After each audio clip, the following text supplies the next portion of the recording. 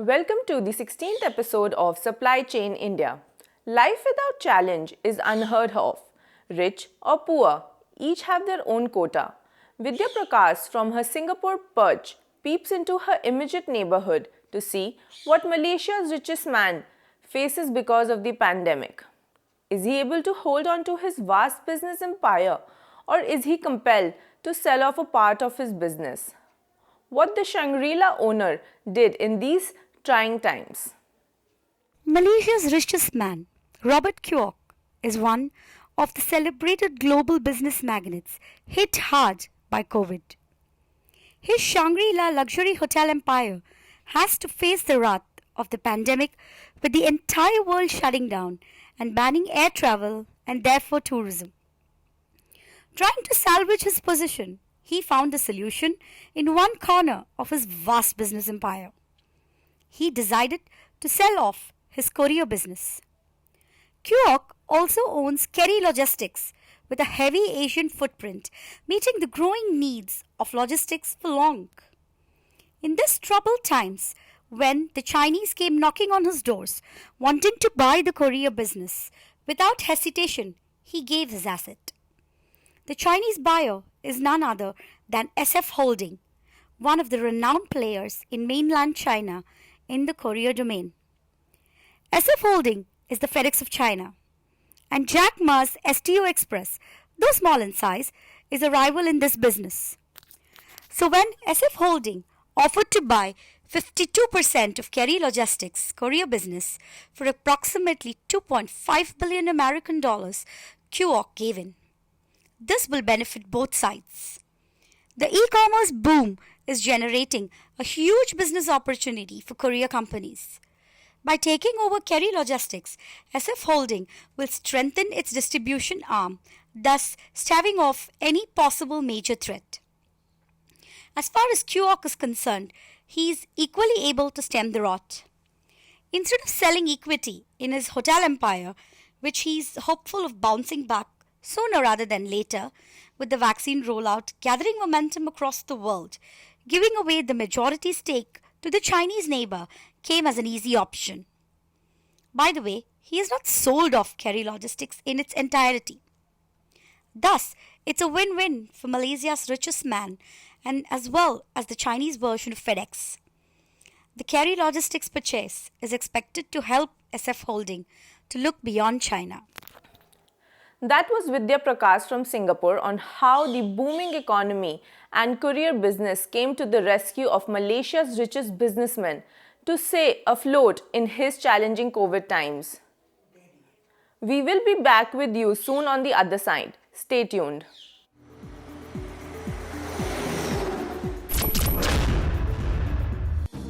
Tata DLT has always been the first choice of customers when it comes to trailers, because we are India's leaders in the trailer manufacturing business. We have secured a special place of trust with our quality and impact.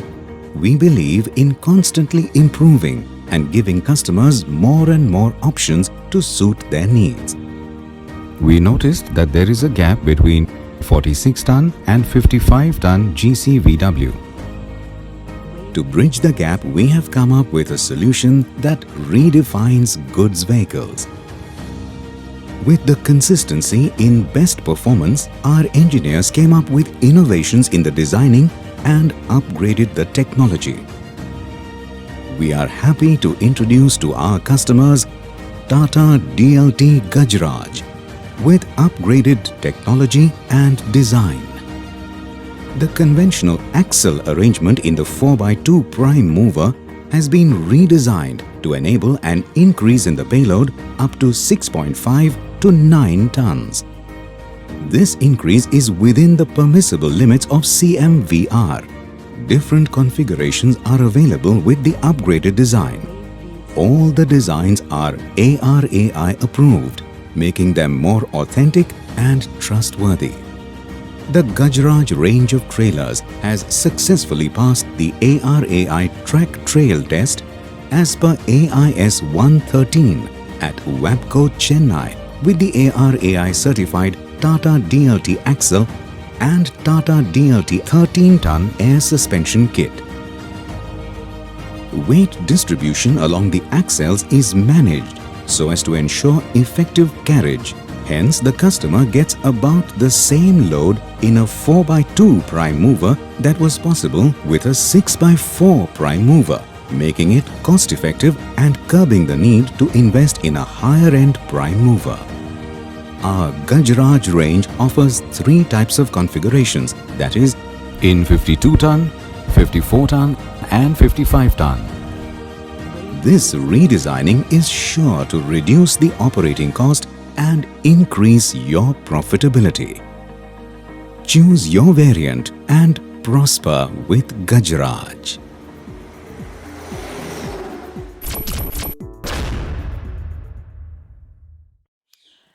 Remember Hari Narayan of CII Supply Chain Network Platform or CIS S&P? In the previous dispatch, we heard him talk about the multi-billion-dollar waste disposal challenge. In this concluding part, Hari shares his thoughts on how to save planet Earth by tackling the empty miles. Yes, he is talking about the inefficiencies in transportation, including the consigner-consignee inflicted detention horror. Outsourcing is not abdication of responsibility. The big boys of Indian industry have a big role to play if we are serious about reducing the logistic cost. Warehousing on wheels has become the norm. Well, Hari turns the spotlight on this crucial issue. Anything and everything is being bought online, delivered home, and many companies, including Amazon, Big Basket, or Grofers, okay, or you name it, like Flipkart, all of them are all sending you material which is packed so heavily. Okay, there is a lot of, but disposing them off becomes a major hassle. Okay, so how do we really tackle the reverse logistics? Because there is a cost involved also in reverse logistics. Let me divide the project into 2 parts because it has got implications, very different implications in terms of execution today. And let me also bring in a global perspective here. If you look at, I call it reverse logistic, let me hold the global language as backholds, right? So there are backload integrations. And globally, if you look at the database, starting from US to all the developed market today, 30 to 35%, or let me say 25 to 30% on a conservative side, is the empty miles. See, look at the GDP impact or the economic impact on a country, what the 30% means. Even on a very conservatively, even 25%, where if you do spot market business too much, what happens is you get into an asset utilization issue. So let me connect all the 3 dots into one. So in my view, empty miles is a big challenge anywhere in the globe. It's not only unique to India, it's to any developed economy or any developing economy. Why? Because when you have a long haul distance, anything more than 500 kilometers, the return load is always an issue. So we have a road infrastructure issue, domicile issues, all we understand. But beyond that, from a classical business point of view, there are if you look at the transportation, I appreciate your book and your comments, right? But again, my point here is it's a 5-layer structure today. If you look at the Indian transportation today, to me, like a FMCG, you talk about a 5-layer distribution. A similar thing, our transportation today is also, my view, it's a 5-layer structure. So people are making efforts to delayer because you have a driver, you have a truck owner, we have got small companies, agents, brokers, then small 3PLs, and maybe some branded company front-ending for the shippers, right? Finally, if you look at the whole chain, from a brand to a driver, if you look at, in my guess, it should be a 5-layer structure. So one part of the discussion. Second part of the discussion, what I bring into the table is the distances in India. Unlike other part of the world, thanks to tax holidays, way we evolved as an economy in last 50 years, we have been heavily incentivized seeing our manufacturing to go to areas, respective states were promoting, right? Come to Assam, come to Uttarakhand, come to Silvassa in Gujarat at those times, right? It's a union territory. So what happened is markets were somewhere and supply was somewhere. So in India, knowingly or unknowingly, we created a supply chain landscape where supply and demand distances, if you map it out, in my guess, it's much more than what it should be. I'm not saying it's a relative judgment, right? See, if you look at every manufacturing vertical, if you look at mining sector or a metal sector, you cannot say that because they have to be close to the source, right? Close to mines. Somebody like aluminum will be always close to where power is cheaper. But that is not true for consumer goods, right? That is not true for consumer durable. Maybe that's true for chemicals. But in certain sectors of industry, why you are located far away from the supplement demand points, it's primarily the legacy, what we inherited over a period of time. So my guess is there is also a gap. I bring the key word here is the lead distance for every segment vertical today. Let me say consumer goods. My guess the lead distance in India would be somewhere about 600 kilometers. That is from the manufacturing location to the nearby distribution center close to the market. My guess India may be at a 500 to 600 kilometers distance today, which should not have been there for the consumer goods. Maybe true for other verticals. So my point here is the highway hauls distance in India is relatively higher on a relative basis. I'm not saying on an absolute basis. It should have been lesser. So it's whatever being the reason it happened. That's one point for me. So point A to B and B to A is always a challenge because one is a domicile issue of drivers. If I drive from point A to point B, ideally I would love to get back to my house in 3 days time or a 5 days time, and plus once a week. In Indian context, it is happening today, not today. You know it better, right? You are the best judge of that situation from a welfare perspective. So my guess driver domicile is another issue in India today. I'm talking about the highway haul issue. Third point in terms of kilometers per day, whatever being the reasons, without even meeting any safety standard, the kilometers in India on an average we run, it's everybody knows black and white. Is it a 2-driver model, single driver model, how much you run, how much we do, it's an issue today. Third point.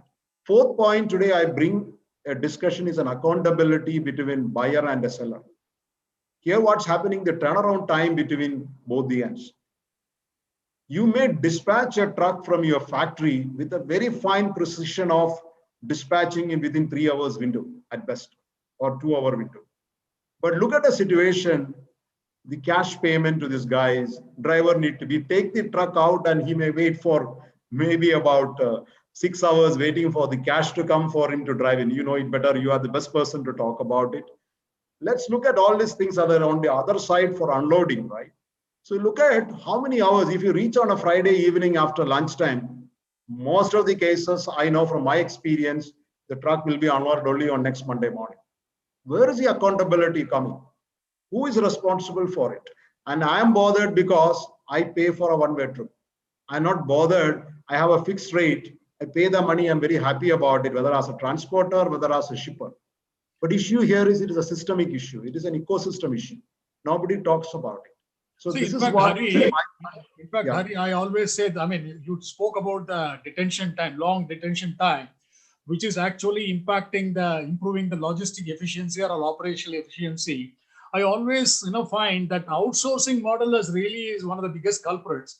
Okay, I mean, you may agree, you may not agree. The thing is, see, outsourcing has become something. Outsourcing should not be treated as abdication of responsibility. There is something called a chain of responsibility in the Australian context. There, everybody right from top to bottom is responsible. Anything happening to anywhere, any delay, everything. Here, you are set up like CAI or ASSOCHAM or FICCI. You're all big industry lobby groups. Okay, all the big boys of India Inc. are members of all these big, clubs. Okay, so you guys can really trim and taking responsibility. You should not say no. This is we are tendered out, contracted out. So it is a responsibility of the transporter or a fleet manager or whatever it is. It is not our responsibility. I have seen outside many plants across India. Okay, the lorry, the truck comes with load, waits outside the plant for not 6 hours, 7 hours, a week, 10 days, because today most of the corporates are moved into something called a zero inventory or a just in time. And the logistic manager, in-plant manager says that look, let the truck wait outside. Okay, as and when I need, I tell you, then you come and unload. That is because if the companies in the good old days, if they really own the transportation as well the trucks they own, then they will know what is the kind of wastage. Well, okay, over to you. I mean, that's what my observation is. Yeah, yeah. My assessment here is let's bring highway holes and the last mile as two separate topics. Both are good. There are a list of challenges. In the highway holes, another point I want to bring in the summary point here is every truck should be looked as a P&L. The way I look at it is unless and otherwise that accountability comes, that wealth is shared among the different stakeholders. My guess there is no. Precisely the point, Hari, precisely the point. The fleet owner, the transporter, they definitely look at it as a P&L account. Whereas the end user, the shipper or a receiver, the corporates, I mean, ultimately, I'm talking about the end user. Who is the end user? The manufacturer. See, in this age of outsourcing, the raw materials also moves. I know, like multiple sourcing vendors, tier 1, tier 2, tier 3 vendors. It all moves from different locations to the manufacturing or assembling site. And once it is done, again, it moves to nooks and corners of India for market share. Okay, the real beneficiary is the end user, the members of CAA, FICCI, ASSOCHAM. Okay, they don't look at the detention time as I know, like they don't have a skin in the game. To use the Taleb's, like a famous word, there is no skin in the game for like members of CAA, ASSOCHAM, FICCI. They don't feel it. The shippers don't feel the responsibility. ठीक है, ये तो गाड़ी हमारा नहीं है. तो एक दिन 2 दिन 3 दिन रुकेगा तो हमारा कुछ फर्क नहीं पड़ता है. So that attitude has to change. You speak about the behavioral change. The behavioral change has to happen on the corporate side as well, the end user as well. Yeah, so my point there is the corporate perspective. They should, if I'm spending $100 by doing all these things, my cost is coming down. Is my sustainability meters are improving. So my guess that is where I call it an ecosystem approach. All the stakeholders in the supply chain should get benefited. What is in it for the corporate? What is in it for the service provider? What is in it for that truck driver or a truck owner, which is dealing with 5 trucks, right? So how do we ensure all stakeholders are benefited? That's a systemic issue we need to discuss. There is no short-term issue. My view, this is my pure personal view. I don't think there is any shortcut here, unless and otherwise you bring some systemic changes in terms of way we look at things. Maybe, for example, we look at anything move from A to B and B to A.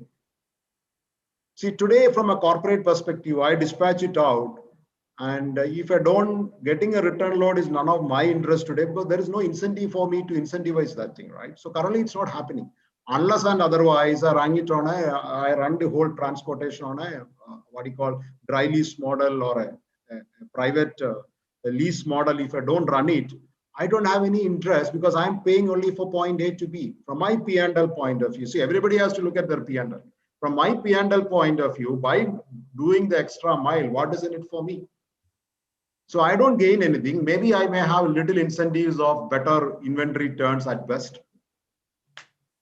From a brand's perspective or a shipper perspective, or at best, I may have in some incentives a better pack arrivals, better accountability, better lower insurance cost. I'm just thinking loud. So beyond that, I don't have any incentive. If I look at it from a logistics manager's perspective, there is no other incentive for me to do. No. Hari, I'm not asking the corporates to go and get into owning the trucks and running it. What I'm saying is reduce the detention time. Do not use the vehicle that brings you raw material as a warehouse on wheels. I mean, that is where the efficiency of the asset utilization for the truck owners also become much better. Okay, sure. So yes, I really appreciate your zero inventory model or a just-in-time model, but do not do not make profit on asset waiting outside is a cost. Don't do it. Sure. So let me bring it out into 3 key action points from the long haul transportation perspective. My guess is if you look at the loaded kilometers for an asset today, here it is a truck. My belief, India is one of the worst standards anywhere in the world, right? If you look at it, a truck which is traveling 600 kilometers, I'll ask the question to you. I want your feedback. What is the loaded kilometers a truck run where the meter is on for him to get that revenue? How many kilometers a truck runs per month? Yeah, 5,000, 6,000, not more than that. It's peanuts. Yeah. Because you raised a very good question. Because majority of the trucks do not run during the daytime because there is highway high-handedness. Okay, there is illegal gratification, there is corruption across the states because transport is a state subject. So drivers do not want to really feel the pinch of paying a bribe. Okay, plus, like whatever money they don't pay to the, as bribe, it's an income because, in India, truck drivers are not on the side, like payroll of any company. Okay, per kilometer basis, itna kilometer chalao, itna paisa kama lo. Okay, so they want to save as much as possible, so they avoid the daytime driving. Okay, so obviously, like in fact, in one of the slides I saw, the average truck time running in India is around 270 to 300 kilometers, whereas abroad it is almost 800 900 kilometers. I know Absolutely. it personally.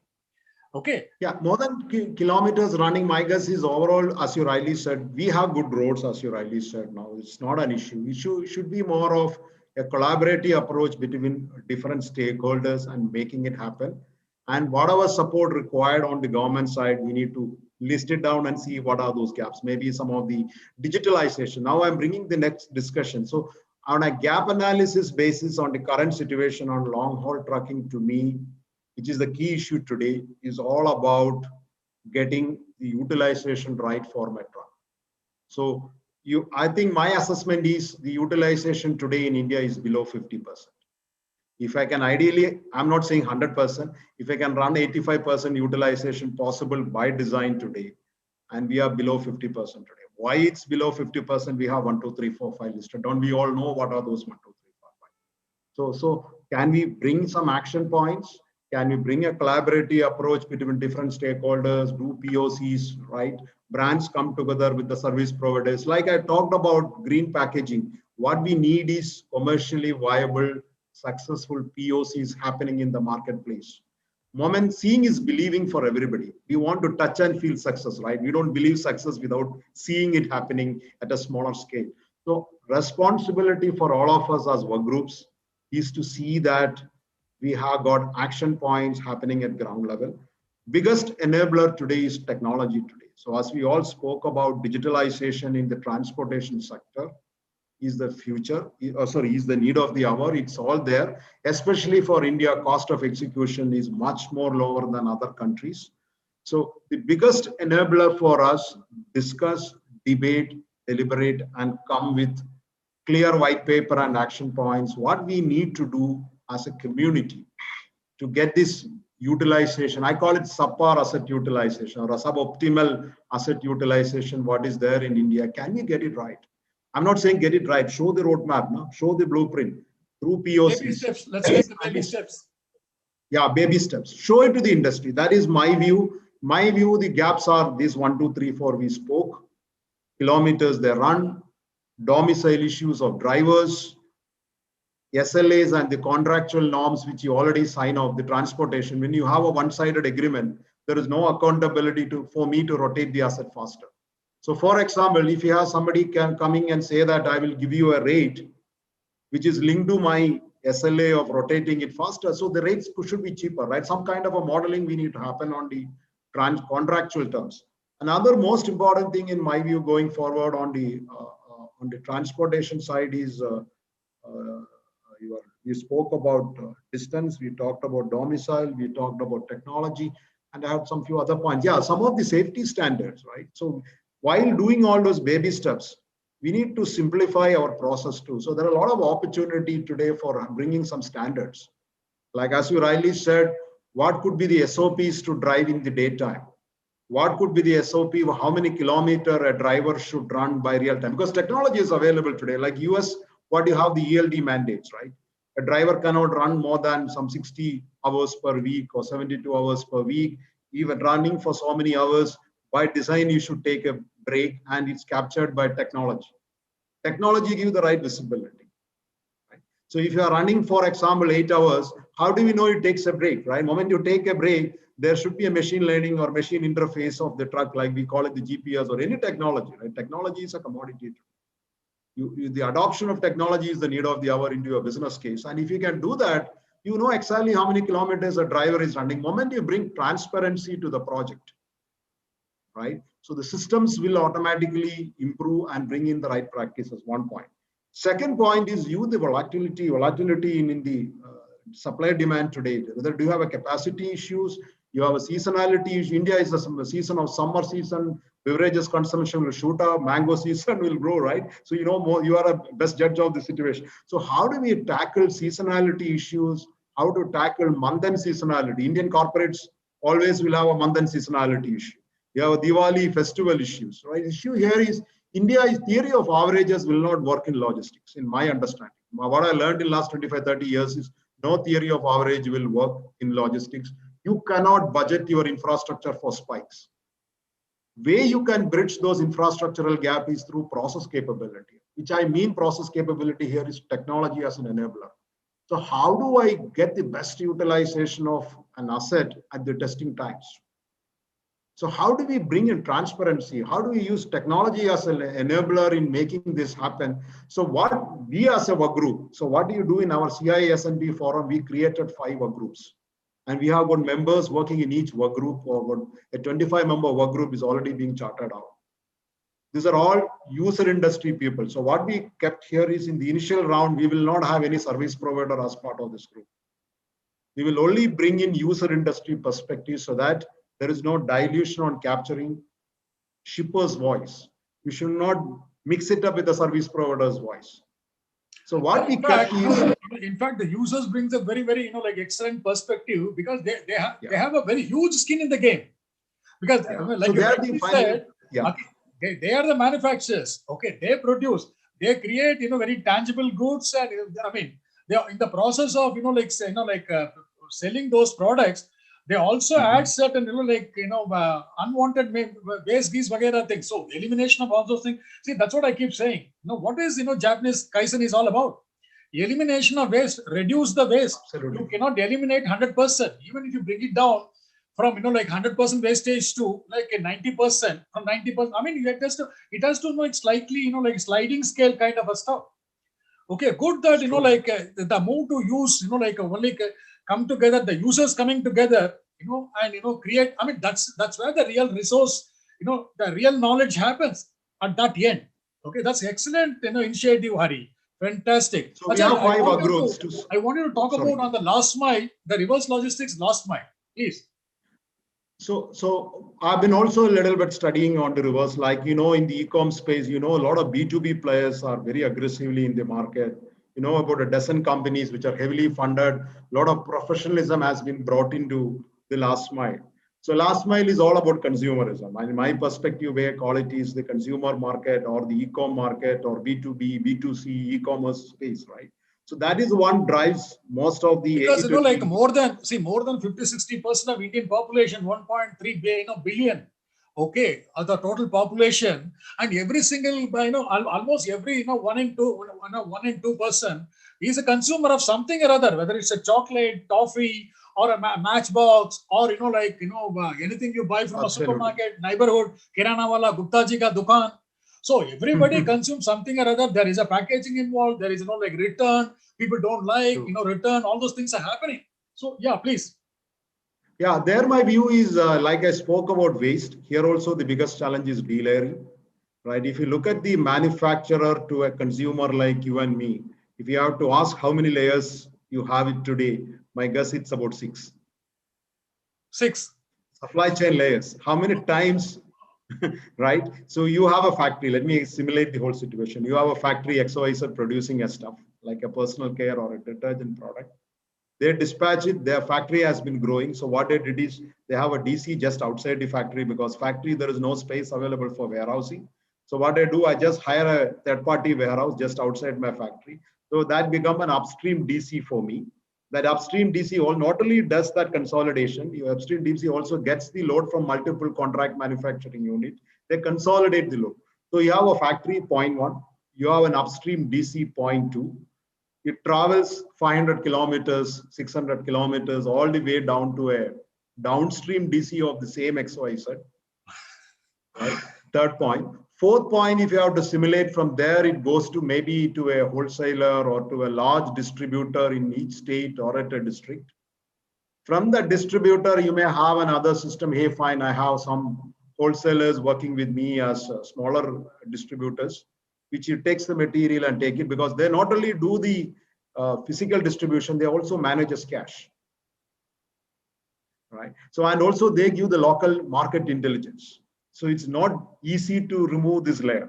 So the last mile especially, which is the distributor, wholesaler, and the retailer layer, and finally you and me as consumers. So what we look at the whole layer is delayering is an opportunity, professionalizing the supply chain is a large opportunity in an Indian context. It is not an easy subject because they deal with market intelligence, they deal with cash.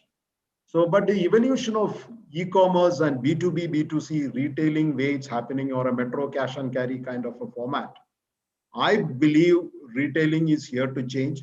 Supply chain and the last mile is getting revolutionized in terms of the practices. It is no more the conventional practices. So earlier, what you have today, if you look at the poor retailer, I have to always start from the customer here. The poor customer is the kirana boy today, right? The guy who you buy the next door, the daily requirement of grocery from the next door. So what he's going through today, look at his inventory turns, how much time it gets to rotate his inventory. So his cash turns are pathetic today. Why? Because if a brand XYZ goes and takes the order, it takes 3 days for him to deliver the product. Why? Because there is a 3-layer structure, there is a transportation issue. So anything and everything you do, in my view, as in my professional view, I believe there has to be a business case.